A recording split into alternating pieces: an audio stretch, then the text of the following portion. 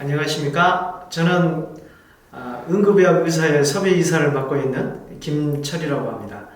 오늘 여러분에게 고압산소 치료로 개원할 수 있는 그런 방법에 대해서 설명을 드리고자 합니다.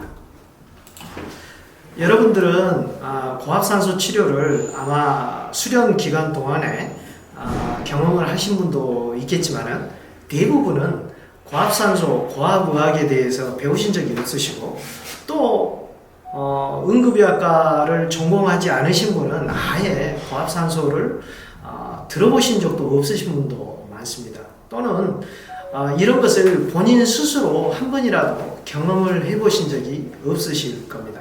그래서 이런 영향으로 고압산소 치료 자체가 현대의학의 신데렐라라고 이야기하는 그런 이야기를 듣게 되는 이유이기도 합니다. 일부 요즘 고압산소 치료를 활용하는 방법에 대해서 이야기를 하다 보면은 너무나 어떻게 보면 신비롭다 또는 어떤 분들은 사이비스럽다 또 치료 효과를 못 믿겠다 이렇게 이야기를 하시는 분들이 있기도 합니다. 또 일부 사람들은 특정 질환을 제외하고는 주 치료가 아니다. 그래서 일종의 보조 치료만 사용하는 거 아니야 이런 식으로 말씀하시는 분들이 많으세요. 그런데 오늘 주제인 개원을 하려면 어떤 뚜렷한 치료 목적이 되어야 되기 때문에 하나 명제로 제가 소개를 드릴 수 있는 게 요즘 가장 화두가 이거지 않습니까? 점점 연령이 증가하는 노령화 사회다 보니까 뇌졸중이랄지 암이랄지 만성 폐진화일지 이런 것들이 전체 사망의 한 60% 정도를 차지하고 있다고 합니다. 이런 60%를 차지하는 질환의 가장 큰 원인이 하이폭시아, 저산소증이라는 것을 감안을 해보시면은 이 저산소증을 치료할 수 있는 방법이야말로 엄청나게 많은 사람을 살릴 수 있는 방법이라는 것을 눈치채실 수 있으실 겁니다. 그래서 다른 부분을 떠나서 우리가 흔히 주변에서 볼 수 있는 부분, 당뇨 창상, 즉 당뇨로 인한 어떤 메이저 앰퓨테이션을 설명을 드리면은 고압산소 치료하고 또 고압산소 치료를 하지 않은 부분을 이렇게 비교를 해봤을 때 한 75% 정도의 앰퓨테이션을 막을 수 있다. 또 외산성 뇌 손상의 경우에는 약 450% 정도의 치료 효과를 얻을 수 있다. 이런 논문이 있다면 아마 충분한 가능성을 눈치채실 수 있으실 겁니다. 이러한 부분은 사실은 다른 과들은 별로 그렇게 개원에 이용하시기에는 유리하지 않은 면이 있습니다. 그래서 왜 이게 유리하냐? 일단 응급의학과를 전공하시는 분들은 이런 고압산소 치료나 또는 고압 챔버랄지 여러 가지에 익숙해 있을 수도 있고 또 경험을 어떻게 하거나 해보신 적이 있으실 겁니다.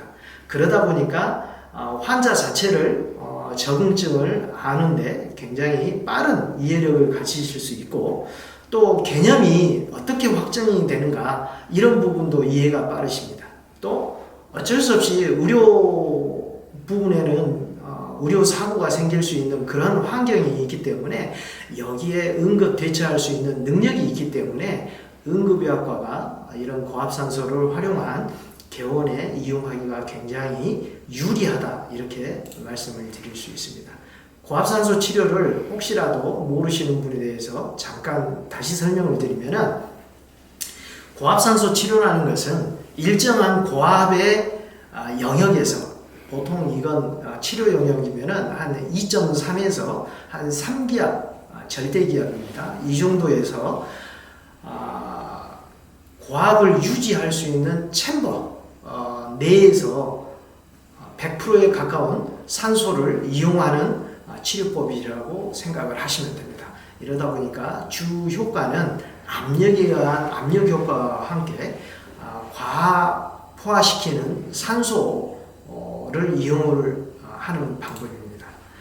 여기에 보이는 그림은 여러분들이 다 아시는 내용이니까 생략을 하겠습니다만은 우리가 인체에 산소가 들어가서 인체의 전체 조직기관과 세포에 활용이 되려면은 대동맥에서 바로 산소가 교환이 이루어지는 게 아닙니다. 이것은 모세혈관까지 간 후에 그 모세혈관의 주변 세포에 산소를 전달을 하는 겁니다. 그러다 보니까 모세혈관 사이즈가 보통 구경이 한 8 마이크로미터 이 정도 되는데 RBC가 가장 일반적인 사이즈가 7.5, 5에서 한 7 마이크로미터 정도 된다고 합니다. 그러니까 문제가 없는 혈관에서는 바로 산소하고 결합을 해서 주변 조직에 산소를 전달을 할 수가 있습니다. 그렇지만 문제가 생기는 경우에는 이 혈관들이 이렇게 좁아지는 거죠. 여기에 보이시는 그림처럼 평상시에는 RBC에 있는 산소가 세포로 이렇게 전달이 되지만은 문제가 생겼을 경우에는 RBC는 이 혈관을 좁아져 있는 상태를 통과를 하지 못하게 됩니다. 그러면 산소 부족으로 주변 세포가 죽게 되는 거죠. 괴사가 일어나게 됩니다. 그렇지만은 이때 고압으로 가해서 용존 산소를 늘림으로 인해서 RBC가 못 가는 부분에 녹아있는 산소를 전달을 하게 되고 그로 인해서 산소가 살게 되는 거죠. 이게 아주 기본적인 원리라고 보시면 됩니다. 그래서 여기 보이는 그림처럼 우리가 매크로 서큘레이션을 위해서는 이런 스텐트, 심근경색이랄지 이런 경우에는 스텐트를 사용을 해서 RBC가 통과할 수 있는 그런 통로를 만들어주는 거고, 이 스텐트를 넣을 수 없는 정도의 마이크로 서큘레이션은 바로 이런 고압 챔버를 이용을 해서 산소를 전달을 하게 되는 그런 방법입니다. 그래서 다른 모든 것을 따라서 고압이 반드시 필요한 이유하고 또 산소가 필요한 이런 부분에 대해서는 설명을 드렸고, 또 작용 기전에 대해서는 뒷부분에서 또 설명을 드리겠지만은 가장 기본적인 압력에 의한 효과, 그 다음에 하이퍼 옥시제네이션 이 효과, 또 오늘 개원에 이용하기 위한 가장 중요한 부분 세컨더리 이펙트가 바로 혈관의 바소 컨스트릭션 그리고 호스트 리스폰스라고 하는 파이브로블래스트랄지 옥시더티브 킬링에 의한 WBC 작용, 엔지오제네시스, 또 본 리메돌링, 또 본 클래스트 여러 가지 이런 작용들을 이용을 해서 여러분들이 환자 치료에 사용할 수 있게 됩니다. 이런 전체적인 원리는 다시 한번 설명드리면은 어떤 이유든 간에 혈액이 통과할 수 없는 그런 상태가 되면은 주변 조직이 이런 식으로 손상이 되게 되고, 이럴 때 고압산소를 적용을 하게 되면은 이 RBC가 전달하지 못하는 그런 이 주변의 세포에 산소를 용존 산소가 전달을 하게 된다는 겁니다. 이걸 지속적으로 치료를 해줬을 때 주변 조직에는 새로운 혈관이 생기게 되고 이 혈관을 통해서 산소가 전달이 됨으로써 정상적인 기능을 할 수 있도록 회복을 하게 되는 겁니다. 이때까지 여러분들이 들으셨던 내용이 익히 응급의학과를 전공하시는 분이라면은 한 번쯤 들어봤던 그런 내용이고, 지금 여기 보이는 그래프, 도표에서 보이는 것은 바로 이겁니다. 옥시젠 패러독스라고 해서 이런 산소 부분은 일정 정도 과하게 투여가 됐을 때 오히려 산소 독성을 일으킨다 할지 그런 문제를 가지고 있습니다. 그렇지만 고압으로 산소를 전달을 하게 되면은 바로 산소가 세포를 살린다는, 최근에 고압산소에 대한 일대 그 센세이션한 그런 뉴스를 들으신 적이 있을 겁니다. 아마 작년 말 올 초에 신문에 나온 내용인데, 이스라엘 텔아비브 대학에서 이런 고압산소 치료를 해서 노화를 일으킬 때 가장 중요한 유전자의 텔로미어가 단축이 되는 것을 증강을 시키는 이런 내용을 아마 들으신 적이 있을 겁니다.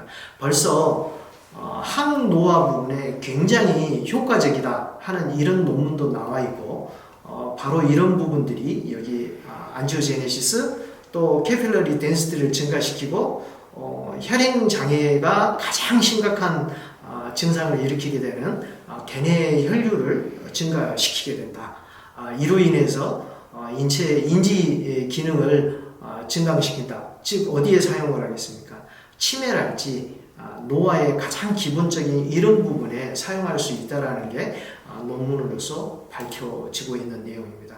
이건 일반적인 여러분들이 아시는 1인용 챔버하고 다인용 챔버의 모습을 지금 보여드리는 거고, 현재 다인용 챔버는 이런 모양으로 사각 챔버 타입으로 굉장히 1시간에서 2시간 정도의 이런 치료 시간을 여러분들이 가장 편안하게 지낼 수 있도록 이런 식으로 발전을 하고 있습니다. 이럴 때 고압산소의 가장 중요한 부분은 가장 안전성인데, 산소를 다루는 부분이다 보니까 여러분들이 많은 우려를 가지고 계시는 게 있습니다. 그렇지만은 산소 과학 방식을 이용을 하는 이런 방식으로서는 우려스러움을 떨치기는 사실 힘들고, 많은 부분이 조심을 해야 되는 그런 과정을 가지고 있고, 마스크 가압, 즉 공기를 가압하고 마스크를 통해서 산소를 투여하는 이런 방식이 가장 안전한 형식으로 되어 있습니다. 그래서 이 두 가지 형식으로 운영이 된다는 걸 아시고, 챔버 또 고압산소에 대해서 이야기를 하다 보면은 굉장히 많은 분들이 산소 텐트 또는 산소 캡슐 이런 것에 대해서 언급을 하셔요.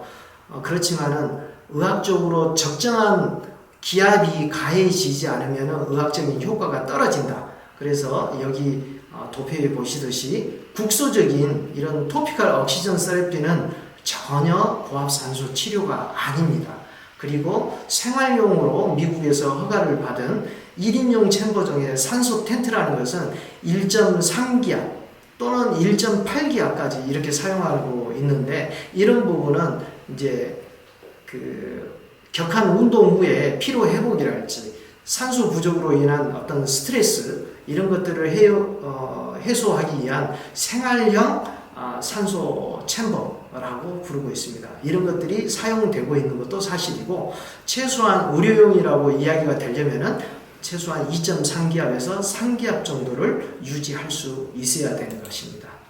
요건 이제 작년 추석 무렵에 아마 유명 가수 스튜디오에서 이런 것들을 사용한다고 방송에 나왔는데, 고압산소 챔버라고 이야기를 할 수 없는 그런 시설입니다. 이거 굉장히 중요한데, 한 10여 년 전에 우리나라에서 굉장히 이거 성형외과나 정형외과 쪽에서 많이 활용을 했지만은, 이런 부분은 피부나 또 창상을 통해서 직접적으로 산소를 투여하면은 흡수가 되지 않을까 하는 생각에서 이렇게 했는데, 실제 전혀 효과가 없음이 밝혀지고, 이런 것들은 고압산소 치료가 아닙니다. 여러분들은 꼭 알아주시기 바랍니다. 현재의 적응증은 이제 응급질환에 사용할 수 있는 이런 부분들이 있고요. 또 우리가 이제 응급이 아닌 비응급질환에 사용할 수 있는 이런 부분이 있습니다.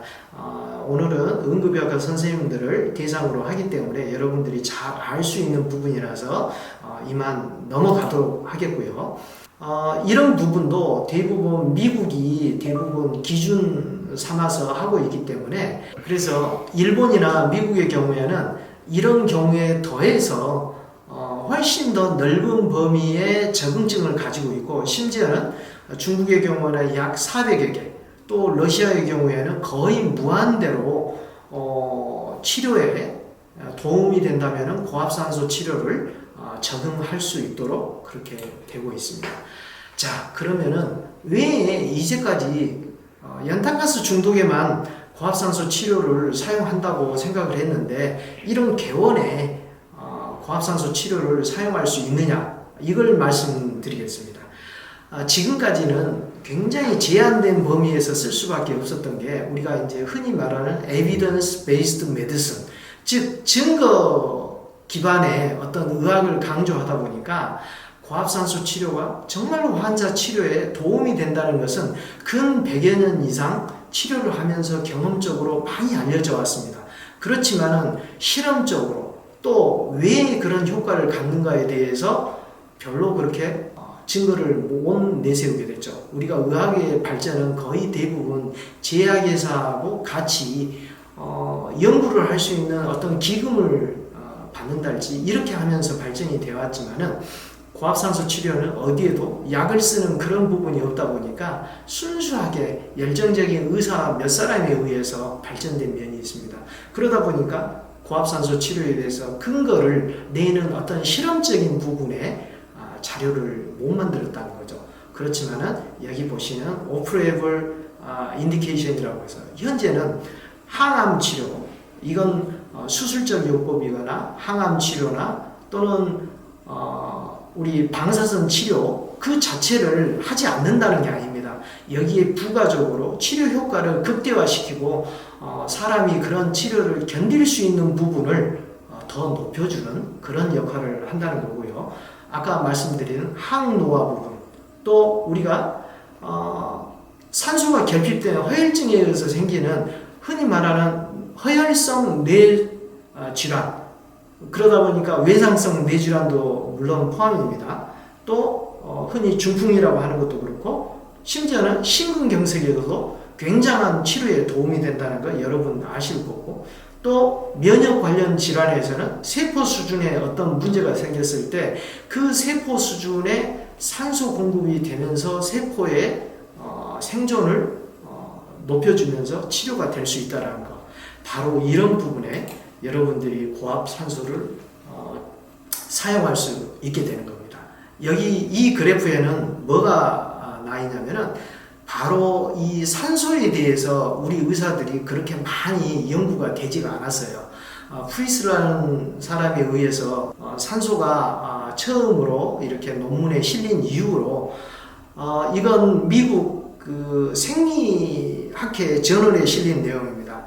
현재까지 산소, 이게 저산소증이든 무산소증이든 또는 고산소증이든 이런 부분에 대해서 논문을 전부 찾아봤더니 최근 70년 동안의 논문이 2000년도 이전에는 거의 논문 내용이 없었다는 거죠. 그리고 2000년 이후에 급격하게 이런 산소하고 관련된 논문이 나오게 되고, 그 중에 극히 일부인 하이퍼록시아 상태에 대해서 논문들이 나오기 시작했습니다. 그 논문들이 여러분들이 개원에 사용할 수 있는 오프-레이블 인디케이션입니다. 그 중에 아주 유명하신 분이 지금 현재 미국에서 클리닉을 하고 있는 부분인데, 치료 현황을 잠깐 보시면은 에이즈, 알츠하이머, 또 천식, 벨스 펄시, 또 뇌 손상, 여기 보시면은 뇌경색 뿐만이 아니고 선천성 뇌질환, 또 우울증, 심장질환, 간염, 편두통, 다발성 경화증, 파킨슨 디시즈, 또 척수 손상, 스포츠 인저리, 이런 다양한 부분에 활용하고 있고 실제 좋은 효과를 보여주고 있습니다. 그래서 여러분들이 활용할 수 있는 부분은 미용, 피부, 성형 이런 부분은 물론이고, 만성 통증, CRPS라고 하는 통증이랄지 파이브로마이알지아, 또 암치료 아까 이야기했습니다. 허혈성 심질환이나 뇌질환, 만성 피부질환, 또 항노화, 치매, 면역 관련 이런 부분에 사용할 수 있습니다. 그래서 여러분들이 앞으로 고압산소에 대해서 공부를 하시고 개업에 충분히 활용할 수 있습니다 라고 이야기를 하는 거고, 한 가지 사례만 말씀드리겠습니다. 1985년도에 이 하치라 씨는 미국에 지금 현재도 클리닉을 운영하고 계시는 분이에요. 그러다 보니까 벌써 한 40년 가까운 시간을 고압산소를 치료를 하셨는데, 자, 이런 많은 질환에, 아까 이미 언급해드린 질환에 이런 부분을 인디케이션으로 삼고 치료를 했고, 이분은 여기 보시면은 그 자폐증 환자랄지 뇌 손상이 있는 이런 그 아이들의 스펙트 영상입니다. 이 스펙트 영상에 보시면은 고압산소 치료 전에 찍은 스펙트 영상에 보시면은 푸른색으로 보인다는 소리는 뇌 조직의 어떤 대사가 거의 이루어지지 않고 있는 부분을 보여주고 있고, 고압산소 치료를 몇 회 한 후에 이 스펙트를 다시 촬영을 했을 때 붉은색으로 표현이 되고 있는 부분이 뇌의 대사 활동이 아주 활성화되어 있음을 보여주는 이런 내용입니다. 그래서 이런 부분을 직접적으로 증거로 제출을 하고 현재 이런 부분이 인정이 되고 있는 부분을 처음 제기하셨던 분이고, 이분은 미국 내에서도 국회랄지 또 뇌 손상이 가장 많은 전쟁터에서 우리 그 PTSD를 앓고 있거나 TBI, 트라우마틱 브레인 인저리를 앓고 있는 재향 부인들을 위해서 우회 증원이랄지 또 의사들이 보험을 청구를 할 수 있도록 메디케어, 메디케이드에 굉장히 많은 성과를 이뤄내시고 계신 분입니다. 이 외에도 굉장히 많은 부분에 있지만은 2009년도에 여기 이제 우리 고압의 교과서인데, 고압의학의 피지올로지 앤 메디슨이라고 하는 저자 중에 톰이라고 하시는 분이 굉장히 중요한 내용을 발표를 하셨어요. 여기 보시면은 약 2.0기압의 고압산소를 했을 때는 창상의 네오바스큘라리제이션이 운드 힐링에 도움이 된다는 내용, 그리고 2.5기압이 이상이 됐을 때는 세포 수준의 어떤 이상을 치료를 할 수 있다. 이런 아주 중요한 내용이 이 시기부터 이렇게 발표됨으로써 각광을 받게 됐습니다. 여기는 단순히 제가 최근 2000년도 이후에 나와 있는 그런 논문들입니다.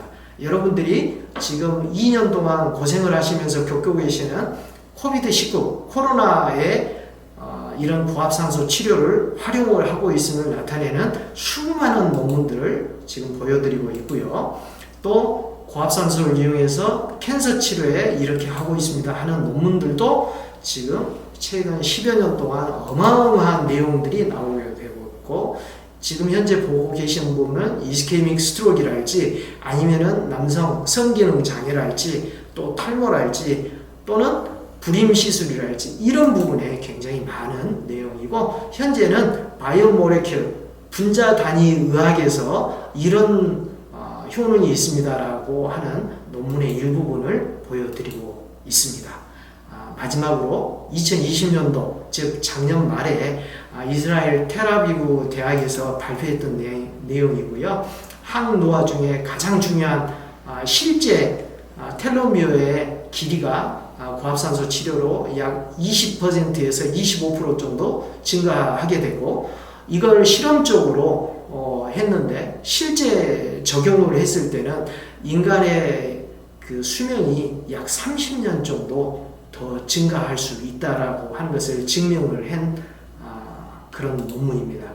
그 이후에 벌써 한 달 전에 발표된 논문이에요. 메디신이라는 잡지에 실린 건데, 코비드-19 항암작용, 또 항염작용, 또 남성 성기능 장애, 노화, 또 허혈성 익터루스 이런 부분에 활용이 된 것을 발표를 하고 있고, 이분들은 굉장히 많은 성과를 지금 보여주고, 마지막으로 한 달 전에 발표한 논문입니다. 알츠하이머 디시스를 앓고 있는 그런 환자한테 실제 적용을 해서 알츠하이머 디시스가 많이 좋아진다는 것을 떠나서 지금 이 부분은 우리 캔서 모델 그 쥐를 가지고 실험한 그런 겁니다. 알츠하이머 디시스를 일으키는 베타 아밀로이드가 여기에 이제 쥐를 컨트롤 그룹을 했을 때 이 정도인데, 지금 고압산소를 적용을 했을 때 이 정도 줄어드는 것을 증명을 해낸 그런 논문입니다.